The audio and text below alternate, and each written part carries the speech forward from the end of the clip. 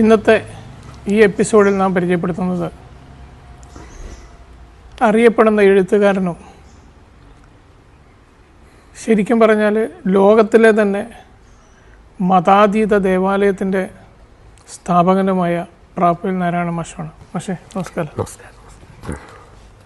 മാഷ് എൻ്റെ ഒരു സഹപ്രവർത്തകനാണ്. പക്ഷേ നമ്മളിപ്പോൾ സംസാരിക്കുന്ന കാര്യങ്ങളെന്ന് പറയുന്നത് എന്താ പറയുക, നവപുരത്ത്, അതായത് നിങ്ങൾ കക്കോട് ഒരു മതാതീത ദേവാലയമുണ്ട്, അവിടെയുള്ള പ്രതിഷ്ഠാ പുസ്തകങ്ങളാണ്. അപ്പം അതിനെക്കുറിച്ച്, അത് ഉണ്ടാക്കാനുണ്ടായ പ്രചോദനവും അതിനെക്കുറിച്ചൊന്ന് വിശദീകരിച്ചല്ലോ. പുസ്തകം ആദ്യം മുതൽ തന്നെ എൻ്റെ ഒരു വികാരമാണ്, വിചാരത്തിനപ്പുറം.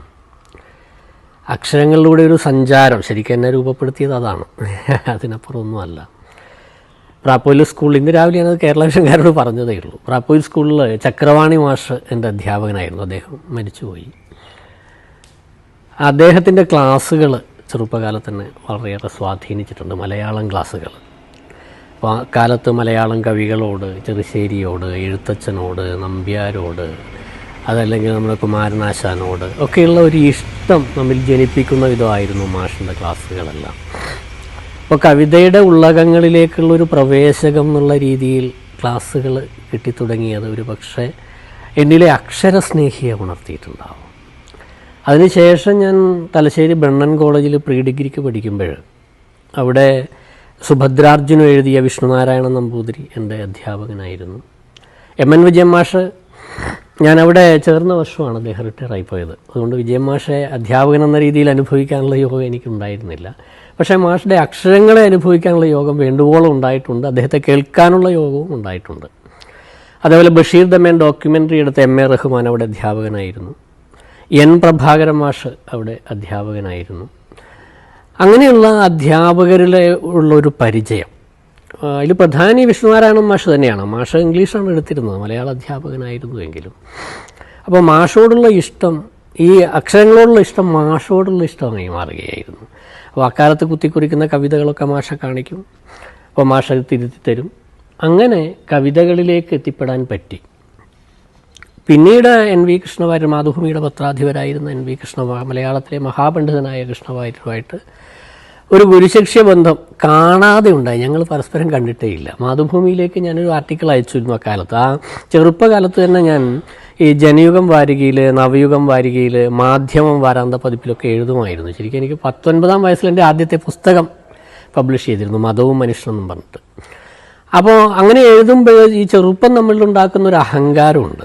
സ്വാഭാവികം കുറച്ച് എഴുതി കഴിഞ്ഞാൽ ഞാൻ വലിയ എഴുത്തുകാരനാണെന്നുള്ള തോന്നലും അതൊക്കെ ഉണ്ടാവും. എങ്കിലും മാതൃഭൂമിയിലേക്ക് പ്രവേശിക്കാൻ, ഇന്നത്തെ മാതൃഭൂമിയല്ല, സുഭാഷ് ചന്ദ്രൻ്റെ നേതൃത്വത്തിൽ പുറത്തിറങ്ങുന്ന മാതൃഭൂമിയല്ല അന്നത്തെ എൻ വി കൃഷ്ണവാര്യരുടെ മാതൃഭൂമി. അദ്ദേഹത്തിന് ശേഷം വന്ന ആളുകളുടെ, ഇപ്പോൾ എം ഡി പിന്നെ മറ്റൊരു തലമാണ് അതിൻ്റെ. അപ്പോൾ അദ്ദേഹത്തോടുള്ള ഈ ഇഷ്ടം സ്വാഭാവികമായിട്ട് ഒരു ആർട്ടിക്കിൾ അയക്കുകയും അത് കുറേ കാലം കഴിഞ്ഞ് ഞാനത് ഉപേക്ഷിച്ചു. സാധാരണ പ്രസിദ്ധീകരിച്ച് വരില്ല എന്ന് കരുതിയിട്ടാണ് അത് അയച്ചത്, മാതൃഭൂമിയാണല്ലോ. പക്ഷെ കുറേ കാലം കഴിഞ്ഞിട്ട് എനിക്കൊരു കവർ മാതൃഭൂമിയിൽ നിന്ന് വരികയാണ്, ഈ ലേഖനം നിങ്ങൾ തിരിച്ചയക്കണം, ഇതിൽ ഇന്ന് മാറ്റങ്ങൾ വരുത്തണം എന്നും പറഞ്ഞിട്ട്. ഒരു പത്രാധിപരെ ഞാൻ അറിയുന്നത് ശരിക്കും അങ്ങനെയാണ്. അപ്പോൾ ഇത് തലശ്ശേരി ബ്രണ്ണൻ കോളേജിലൊക്കെ ഈ വിഷ്ണുനാരായണ നമ്പൂതിരിയുമായിട്ടുള്ള പരിചയമൊക്കെ വരുമ്പോൾ ഈ അറിവ് നമ്മിലേക്ക് സന്നിവേശിപ്പിക്കുന്നത് അക്ഷരങ്ങളാണ്. സ്വാഭാവികമായിട്ടും അന്ന് ഇന്നത്തെ പോലെ നിങ്ങൾക്കറിയാലോ, മൊബൈൽ ഫോൺ വ്യാപകമല്ല, ഈ മേഖലയില്ല. അതിന് ഏകദേശം 10 വർഷം കൂടെ കഴിഞ്ഞിട്ട് ഞാൻ മൊബൈൽ ഫോൺ ആദ്യമായിട്ട് കാണുന്നത്, തലശ്ശേരി നിന്നൊക്കെ ഇറങ്ങിയതിന് ശേഷം. ടെലിവിഷനാണെങ്കിൽ ഞങ്ങളുടെ നാട്ടിൽ ആകപ്പാടെ ഒരു ടെലിവിഷനാണെന്ന് പ്രാപ്പോയിൽ ഉണ്ടായിരുന്നത്. ഇപ്പോൾ ചെറുപുഴ 1-2 ടെലിവിഷൻ ഉണ്ടാവുമായിരിക്കാം കാലങ്ങളിൽ. എന്ന് വെച്ചാൽ ടെലിവിഷനുള്ള വീട്ടിലെ വലിയ ധനികരുടെ വീടുകളിലൊക്കെ, റേഡിയോ പോലും ധനികരുടെ വീടുകളിലുള്ളവർ മാത്രം ഉണ്ടാകുന്ന ഒരു കാലഘട്ടമാണ്. അപ്പോൾ ആ തരത്തിലുള്ള വിജ്ഞാനോപാധികളൊന്നും ഇല്ലാത്തൊരു കാലം. വിജ്ഞാനോപാധി പുസ്തകമാണ്. അപ്പോൾ പുസ്തകത്തോട് ഒരു ഇഷ്ടം തോന്നി തുടങ്ങി. പിന്നെ ഒരു പുസ്തകം വായിക്കുമ്പോൾ അടിസ്ഥാനപരമായി നീ ഒരു മന്ദബുദ്ധിയാണ്, വിവരമില്ലാത്തവരാണെന്ന് ഓരോ പുസ്തകം എന്നോട് ഇങ്ങനെ പറഞ്ഞുകൊണ്ടേയിരുന്നു. കാരണം എൻ്റെ അറിവുകൾക്കപ്പുറത്തുള്ള ഒരുപാട് അറിവുകളുടെ ഒരു ശേഖരമാണ്, നിധിയാണ് ഒരു പുസ്തകം എന്ന് പറയുന്നത്. അപ്പോൾ നമ്മളത്, അതിൽ നിന്നുള്ള അറിവുകൾ ഇങ്ങോട്ട് ശേഖരിക്കുമ്പോൾ നിനക്കിതറിയില്ല. ഒരു പുസ്തകം നമ്മൾ നോക്കി ഇങ്ങനെ പുച്ഛിച്ച് ചിരിക്കുകയാണ്. അപ്പോൾ യു ആർ എ ഫൂൾ എന്നൊക്കെ നമ്മളോട് പറയാമല്ലോ, നീ ഒരു വിഡ്ഢിയാണ്, അപ്പോൾ നിനക്കറിയാനുള്ള ചില കാര്യങ്ങൾ എനിക്ക് പറഞ്ഞു തരാൻ പറ്റും. അപ്പോൾ ഒരു പുസ്തകം ഒരു ഗ്രന്ഥകർത്താവിൽ നിന്നാണ് പുറപ്പെടുന്നത്, അയാളുടെ അറിവിൽ നിന്നാണ് പുറപ്പെടുന്നത്. അതായത് ഒരു മനുഷ്യൻ, ഇപ്പോൾ 100,000 പുസ്തകങ്ങൾ 100,000 മനുഷ്യരുടെ അനുഭവങ്ങളാണ്, മാനസിക അനുഭവങ്ങളാണ്. അപ്പോൾ അതിൽ 100,000 അനുഭവങ്ങളുണ്ട്.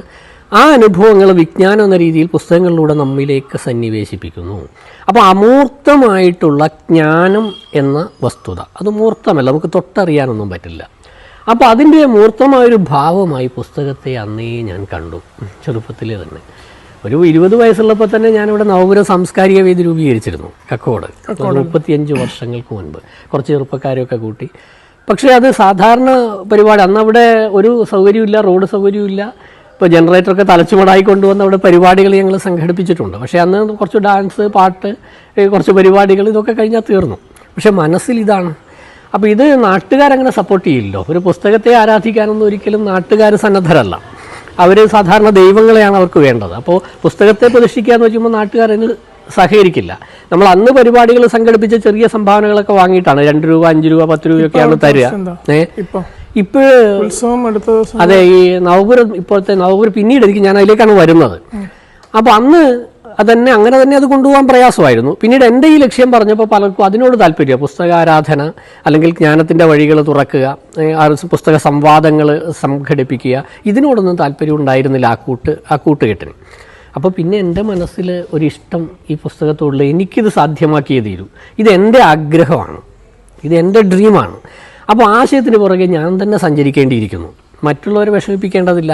അതുകൊണ്ട് അന്ന് മുതൽ കിട്ടുന്ന ചെറിയ പൈസയൊക്കെ സ്വരൂപിച്ച് വെക്കാൻ തുടങ്ങി. അപ്പോൾ ഇപ്പോൾ ഇങ്ങനെ സ്വരൂപിക്കുമ്പോൾ ഞാനൊരു ധനികനല്ല എന്നുള്ളൊരു പ്രശ്നമുണ്ട്. അപ്പോൾ എൻ്റെ ആവശ്യങ്ങൾ, വലിയ ആവശ്യങ്ങളൊക്കെ വേണ്ടെന്ന് വയ്ക്കും, ചെറിയ ആവശ്യങ്ങൾ, ജീവിതായോധനത്തിന് വേണ്ട ചെറിയ ആവശ്യങ്ങൾ മാത്രം നിവർത്തിച്ചുകൊണ്ട് മുമ്പോട്ട് പോകും.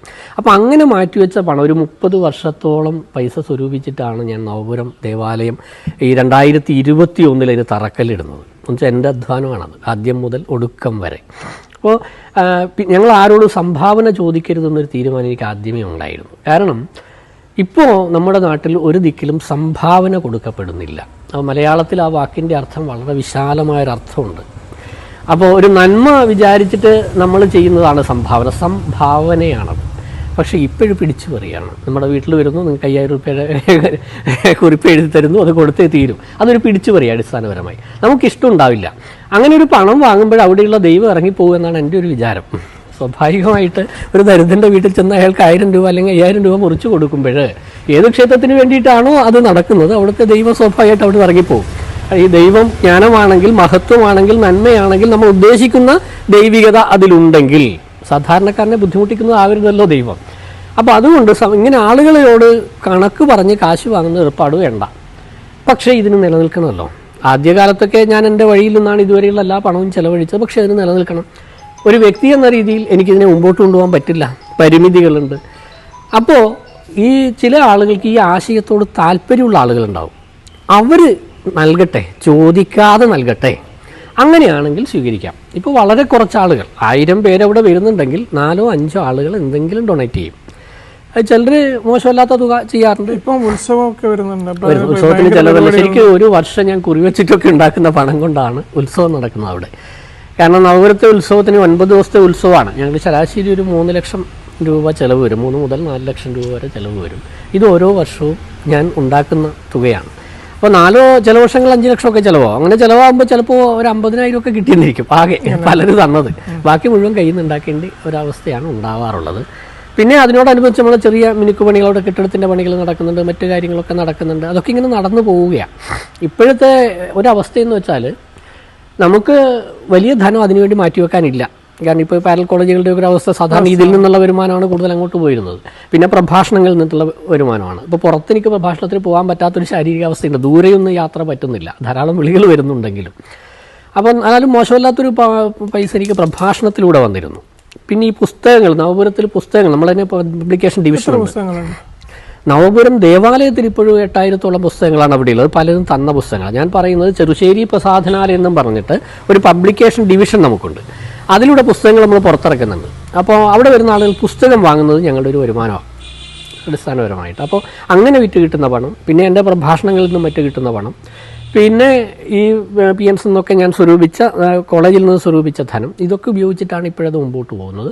ഇപ്പോൾ വളരെ കുറച്ച് ആളുകൾ, ചില ആളുകൾ എന്ന് വെച്ചാൽ അവരുടെ ഇഷ്ടത്തിന് അതിലേക്ക് ചെറിയ ധനം തരാൻ തുടങ്ങിയിരിക്കുന്നു. പ്രഭാഷണത്തിന് പുറത്തൊക്കെ പോകാറുണ്ടോ?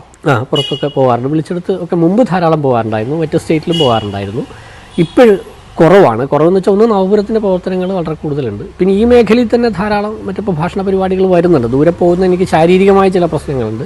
മുമ്പൊക്കെ 10-50 പരിപാടികൾ ഒന്നിച്ച് കിട്ടി. അത് ഒരു വർഷത്തേക്ക് കരാറാക്കുന്ന ചില സംഘടനകളുണ്ട്. അപ്പോൾ അത് ഒരു ശനി ഞായർ അല്ലെങ്കിൽ അടുപ്പിച്ചൊരു 3-4 ദിവസം കിട്ടിയാൽ നമ്മൾ പുറത്തേക്ക് പോയി കഴിഞ്ഞാൽ അതും കഴിഞ്ഞിട്ട് നമുക്ക് തിരിച്ചു വന്നാൽ അതൊരു ഗുണമായിരുന്നു, സാമ്പത്തികമായിട്ട് ഗുണമായിരുന്നു.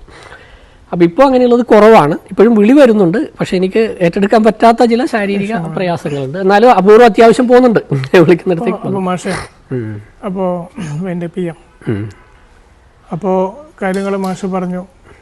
ഒരു പുസ്തക പ്രതിഷ്ഠയുള്ള ഒരു ക്ഷേത്രം സ്വന്തം കഷ്ടപ്പാട് കൊണ്ട് 30 വർഷത്തെ അധ്വാനത്തിൻ്റെ ഫലമായിട്ട് ഉണ്ടാക്കിയെടുത്ത നാരായണ മാഷക്ക് ഇനിയും നല്ല രീതിയിലുള്ള പ്രവർത്തനങ്ങൾ അവിടെ തന്നെ കാഴ്ചവെക്കാൻ കഴിയട്ടെ എന്ന് ആശംസിച്ചുകൊണ്ട് അവസാനിപ്പിക്കാം.